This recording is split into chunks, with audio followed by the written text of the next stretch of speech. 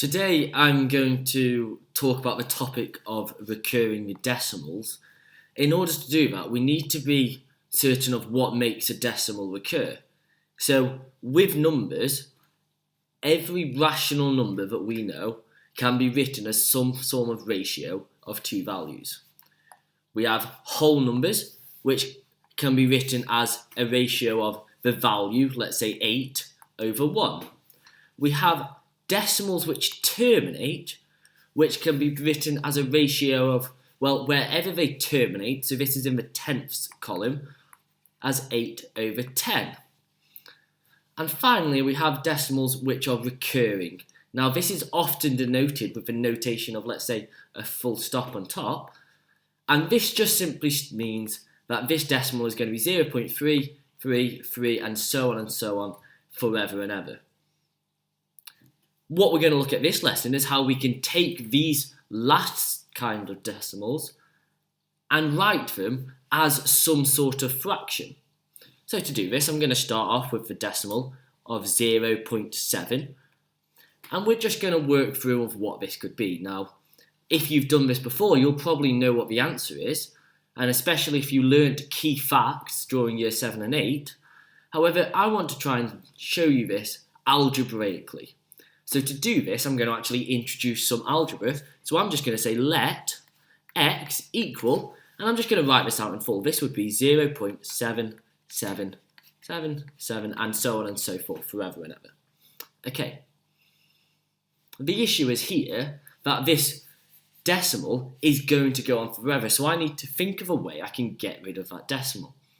So what I do is I multiply it by 10, so therefore I have 10x, and that would be equal to 7.7777, and so on. I'm just going to change it. You don't have to label this, but I'm just going to label this thing here equation 1 and this thing here equation 2. What I can do is, if we think about this decimal afterwards, if I subtract equation 2, and if I take equation 1 and subtract it from equation 2, we should see that these decimals are going to cancel each other out. So what actually happens when I do that? Well, on my left-hand side, equation 2 is 10x. Subtract equation 1, which is x, will leave me with 7.777, and so on. Subtract 0.7777, and so on. This simplifies to 9x. And this right-hand side, well, every single thing after this decimal point, well, the 7 cancels, the 7 cancels, the 7 cancels, and so on. They're all going to cancel, so I'm left with 7 subtract 0, which is 7. So therefore, I'm left with x equals 7 over 9. Now that's a lovely result. It's really nice, and we could do the same thing with something like 0.43 recurring, where they are both recurring, except for this time, we need to be careful with what we multiply by. We would say x equals 0.4343 and so on. But I multiplied 10 because what was recurring was in the tens column, the tenths column. I'm going to multiply it by 100 because what's recurring goes to the hundredths column. So when I multiply by 100, that gives me 43.4343 and so on. Equation 2, subtract equation 1, is going to give me, well, this is 99x. I know this drops out to be 43, so therefore I'm left with x equals 43 over 99. Once you do a lot of these, you should see a pattern emerging. What I want to advance this onto is what happens is if not all of the decimal is recurring. We have some part which looks like it would terminate, and then it's followed by a recurring part. So I'll give you an example of 0.83 recurring. And now what we would do is, well, when I looked at my previous examples, I wanted it so I had something recurring subtract the same thing recurring. So to do this, I again need to start off by saying let x equals 0.83, but remember now only the 3's are recurring. I need to now multiply this 10 by 10 so that only my recurring section is on the right hand side of a decimal point. So 10x would be equal to 8.3333 and so on. Now I'm happy, I've got my recurring.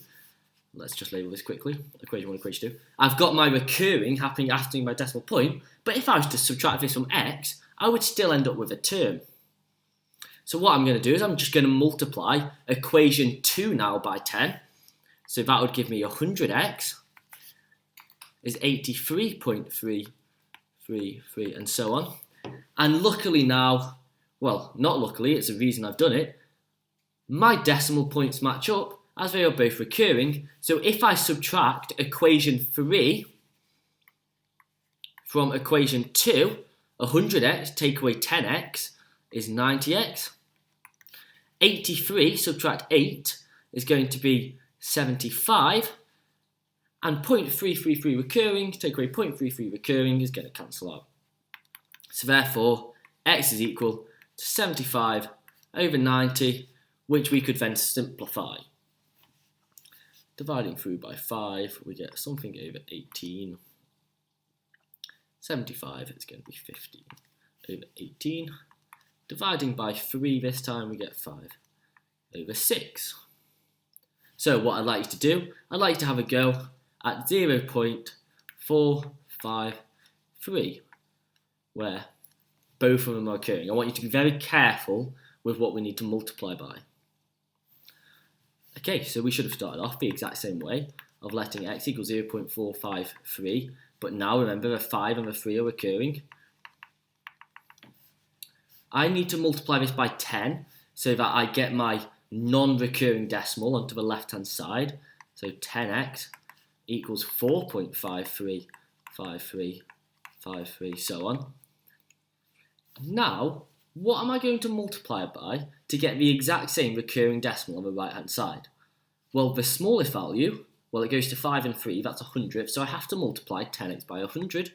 So therefore I get 1000x equals 453.535353.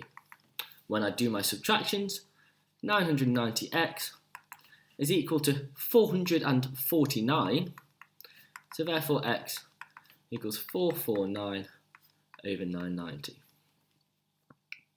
So thank you for watching this video. I hope you found it enjoyable and useful. If you have any questions or anything you want to ask me, feel free to put it in an email and I'll see you in the next one.